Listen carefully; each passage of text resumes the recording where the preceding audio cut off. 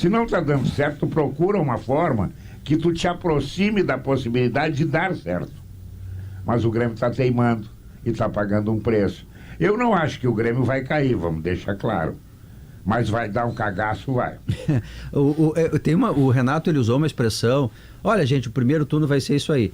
Claro que se o Renato estivesse aqui conversando com a gente dizer, ele diria, vocês entenderam o que eu quis dizer. Passado a questão mais grave das enchentes, com o fator local, a gente vai retomar um rendimento melhor e um aproveitamento melhor. O problema é o seguinte, aí pegando a frase dele, é que se o Grêmio continuar com este aproveitamento do Campeonato Brasileiro, talvez o segundo turno não suporte o primeiro. Só para você ter uma ideia, entende? Diogo, o Grêmio tem considerando metade de julho como a volta da Arena, o Grêmio tem 8 jogos, Potter, como mandante ainda. Bah. Se der certo, né? Ontem a gente fez essa avaliação com o Bertoncello aqui, nós estamos falando de 8 jogos. Não, e tu tem que ganhar considerando todos também o jogo do Operário, primeiro turno. Então é muita coisa para quem tá dessa maneira. E o Grêmio tá mudando. Ontem, mais uma vez, nós vimos um ataque a jornalista, ao César Fabres, no início da coletiva, claramente orquestrado. O Renato não é arma, o Renato é união. Não usem o Renato como arma. O Renato virou, dentro do contexto do Grêmio, o cara para dar o recado.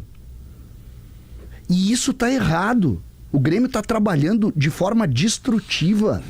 O Grêmio não está aceitando as suas dificuldades e tentando, no momento em que deveria tentar construir unidade, tentar construir união, o Grêmio está destruindo. Ontem, por exemplo, não sei se tu chegasse a ver o início da coletiva, Potter, é uma agressão a uma pergunta que nem foi feita pelo César Fabres. Para o jornalista errado. Para o jornalista errado. E a pergunta do jornalista, que foi o Eduardo Picão, que fez na coletiva anterior, foi uma pergunta para que ele esclarecesse, não foi uma pergunta ofensiva. Então aquilo ali é o quê? É um ambiente fechado, claramente um ambiente que está jogando dentro de 5 ou 6 pessoas, para atacar, criar inimigos, criar eu contra ele, e não entendendo que o maior problema do Grêmio neste momento é exatamente não ter a unidade. O que o Grêmio precisa hoje? Qual é o problema do Grêmio? É a falta do fator local? Então tá, vamos jogar em Caxias. Legal. O que a gente precisa? Todo mundo em Caxias. O presidente Alberto Guerra justificou. Faz um mês que eu dei a seguinte informação. Neco Argenta, que é o homem dos postos Sim, é diretor do Caxias, ofereceu todas as condições do Estádio Centenário. Me prometeu, eu perguntei, mas esse teu gramado ruim aí? Ele disse, não, o gramado tá bom. Ou seja, ofereceu campo de treino, ofereceu sala de musculação, tudo que o Grêmio precisa. E se adaptava com o Caxias, que está jogando também, comandado pelo Argel, né? Tá? E até então o Grêmio viajou para o outro lado, mas não quis Caxias. O Grêmio não joga no Rio Grande do Sul, não joga com sua torcida. Se eu levar em conta aquele jogo que eu fui narrar do Internacional lá no Alfredo Jaconi, olha, não tinha 40 mil pessoas porque só cabe 20. Grêmio no ano passado, Pedro. Se não ia ter. Tu estavas no jogo, inclusive. No ano passado, o Grêmio estreou no Campeonato Brasileiro contra o Santos, no Jaconi, com a casa lotada e ganhou o jogo. Isso. E ganhou o jogo.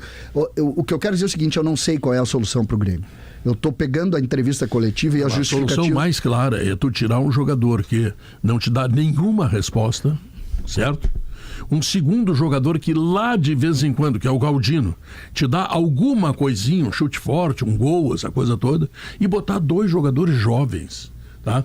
Que são tidos como a solução financeira do Grêmio nos próximos tempos, rapidamente, tá? Que estão voando. Tu vê, o Gustavinho não jogou bem, mas ele fez o gol. Pedro, tá bem, né?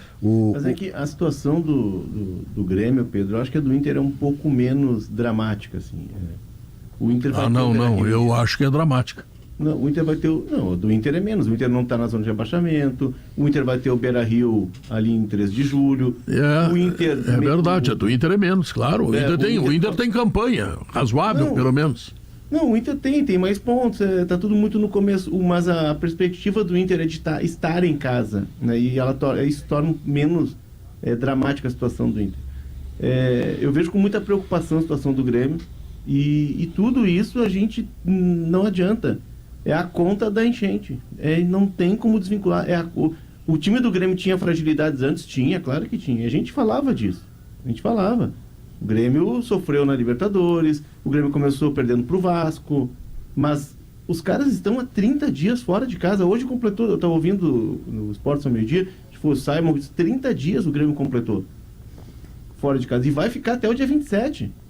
É hotel, é estádio diferente. Não, isso, é não, diferente, isso o Renato diz todos os jogos, isso a gente sabe. Mas, Pedro, deixa eu dizer o seguinte, o problema é que ele diz tudo isso e bota o JP Galvão pra jogar. Não pode botar um jogador que tu joga com 10, não pode, mas cara. Tudo bem, o JP Galvão é um erro do Renato, o JP Galvão não vai dar resultado, ele insiste com o JP Galvão, assim como insistiu ali atrás com o Thiago Santos. A questão da entrevista é uma estratégia do Renato, ele sempre usa essa manobra diversionista. Só que ontem ele errou e aí ele teve que voltar atrás, ele pediu desculpa. E aí o Renato é um grande cara, daí foi lá, pediu desculpa, não é contigo, mas ele quis criar uma cortina de fumaça. Isso acontece sempre, tá tudo no circuito. A questão toda do Grêmio é que esse vai e vem, o fato de estar desterrado, o fato de estar como um mochileiro, está cobrando um preço, não tem explicação. Os caras o Inter tem o mesmo problema e tem o dobro de pontos. Quem? O Inter. Mas assim, os caras jogaram na quinta. Mas não classificou na Sul-Americana, né? E no domingo tu trocou 7 jogadores. E o vale pro Inter, trocou 7 jogadores também. Tu mexe em toda a estrutura do time, tu bota a cara que não vem jogando, tu bota a cara que é fora do ritmo. E assim, eu tenho dito isso, e eu vou sempre levar em conta essa questão da enchente até que esteja minimamente normalizado. O Campeonato Brasileiro do Grêmio, e eu já dizia isso antes de retomar, 45 pontos.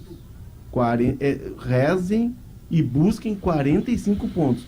É o campeonato, porque a situação é muito contrária. É verdade, é verdade. Só que o Grêmio entrou numa faixa que já preocupa. Mas o Grêmio hoje é um dos 4 rebaixados para a Série B. O Grêmio agora tem um jogo contra o Fortaleza fora, tem o Grenal fora, tem o Atlético Goianiense fora. Depois é que o Grêmio vai vir para Caxias. Ele pegou umas carnes de pescoço, né? O discurso do Léo... A tabela do Grêmio é mais difícil que a tabela do Internacional. Foi dura. O discurso do Léo... Como que é mais difícil, Pedro? O Inter pegou o pior time do campeonato e perdeu.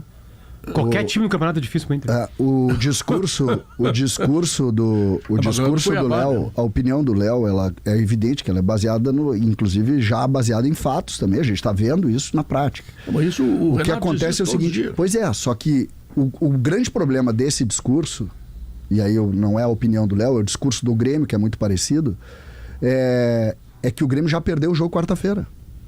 O Grêmio já perdeu o jogo quarta-feira. Porque tem a desculpa para perder. Ou tem o porquê perdeu. Se jogar com o time reserva, eu vou te lembrar os 2 jogos esse ano do time reserva. Perdeu pro Bragantino e perdeu pro São Luís de Juí. Mas é que não tem como tu repetir os caras. Tudo bem, Léo, mas assim, a gente tem que... A gente não, desculpa. A gente não, cada um tem a sua opinião. Eu vou sempre colocar na balança que... Os caras estão a 30... e vou te dizer, o Renato ele é um baita gestor de pessoas. O Renato liberou para os caras passearem, para tomar água de coco, para namorar um pouquinho no Rio, para visitar a família, enfim. Ele tenta minimamente dar um ar assim de como eles estivessem em casa, mas não é em casa. É hotel, é comida diferente, a família está aqui, tem problema. Léo, isso afeta o rendimento dos caras, é inegável, certo? Não, eu concordo, Léo. Tudo bem, Léo. Só que eu não posso... Vamos tentar avançar no que o Grêmio pode dizer, porque essa questão da enchente... A gente já sabe, né? Não, ela já está posta. A questão da enchente, ela está posta. Isso aí a gente sabe, assim, o Léo tem razão. Mas o Léo tem razão. O Léo tem razão, o Renato tem razão. Isso aí, enfim, sabemos, né? É óbvio que Inter, Grêmio vão ter problemas, ficar fora de casa. Isso aí eu acho que concordamos todos 100% de concordância. Mas assim, tu tem o mundo real. Então, o que no mundo real o Grêmio pode fazer para, a despeito de todos esses problemas que obviamente estão aí? Isso. O que pode fazer? Escolhas do Renato. Eu acho que o Grêmio precisa contratar. Eu também. Para dar mais opções para o contratar só em julho. Agora vai vir o Gemerson. Mas tem, né, Léo? Julho tem meio campeonato brasileiro pela frente aí. Léo, para mim o erro... Até lá o cenário é esse, gente. Então assim... Tá bom. Só que o erro tá exatamente... fim do ano. O erro está exatamente nisso. O melhorar, contratar, Júlio, tá bem. Mas isso não invalida de maneira nenhuma o planejamento do Grêmio. Ontem, o melhor jogador em campo, segundo a Rádio Gaúcha, foi o Cuiabano, que era do Grêmio, que o Grêmio vendeu 2 dias antes da janela. E tá jogando com o Mike, que é pior que ele. Isso é erro do Grêmio. O Grêmio tá jogando com o JP Galvão, vocês sabem por quê? Porque acreditou que ele pudesse dar resultado de novo. O Grêmio conseguiu errar 2 vezes com o JP Galvão. Não foi uma vez que o Grêmio errou, foi 2. Porque o Grêmio errou quando contratou, aí ele jogou 6 meses para ser o reserva do Soares, todo mundo viu que não deu certo. Qual foi a palavra do Grêmio? Não, com uma pré-temporada ele vai estourar. Foi ou não foi? Não foi isso que foi dito pelo Grêmio? Foi. Então, agora, ontem, por exemplo, o Grêmio reclamou do fator local. Quem é que escolheu jogar em Cariacica? Fui eu que escolhi? Foi o Grêmio que escolheu. Então, ontem, por exemplo, sabe onde é que poderia ter sido o jogo? No Jacone. Poderia ter sido no Jacone. O Juventude não jogou ontem no Jacone. Mas aí tem essa. Mas assim, César, não sou advogado de ninguém do Grêmio, eu só tento colocar o contexto das coisas. Eu tento entender, ter uma empatia para entender por que os caras decidiram. Assim como eu tentei entender ali. Não, atrás, é que se tu decide, tu não reclama, Léo. É isso que eu quero te dizer. Quem reclamou foi o Grêmio, não foi tu. Tá, mas olha só. Não, eu só estou tentando pensar, tentar entender o lado dos caras. Assim como o Inter jogou lá em Barueri, nós criticamos. O Inter jogou dentro de um freezer, né? Sim. A partida foi disputada com menos 10 graus. E o Inter errou. Errou, mas aí os estádios não estavam liberados, aquela coisa toda, foi tudo assodado, porque a Conmebol marcou o jogo e saiu, e todo mundo teve que sair correndo atrás.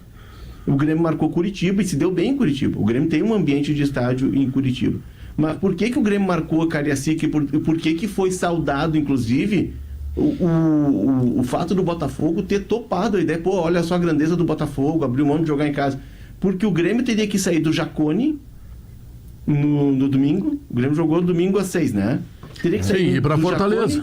Ir pra Fortaleza, atravessar o Brasil na semana do Grenal pra voltar. Não tem problema, Léo. Eu só tô dizendo que tu não reclama. Entra no Grenal de gravata. Não, é que tu não reclama do fator local, então.